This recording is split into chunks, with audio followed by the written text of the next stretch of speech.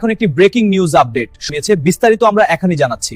অনেক হয়েছে ওনাদের তালবাহানা, আর কোনো ধরনের নাটকের প্রশ্রয় দিব না, কোনো স্মারকলিপি দিব না।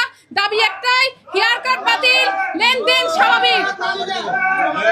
যে ব্যাংক সলিউশন দিতে পারে না, গ্রাহককে সম্মান দিতে পারে না, ন্যায্য অধিকার দিতে পারে না, সেই ব্যাংক শাটডাউন হবে। শাটডাউন। টাকা দিচ্ছে না, টাকা তালা মারে একটি ব্যাংকে তালা মারা দিতে হচ্ছে।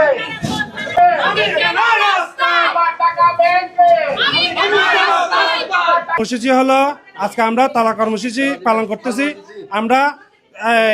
আমরা এখানে টাকা চুরি করে আনিনি, এই ব্যাংকে আমরা টাকা রাখছি আমাদের চুক্তিভিত্তিক আমানত হিসাবে।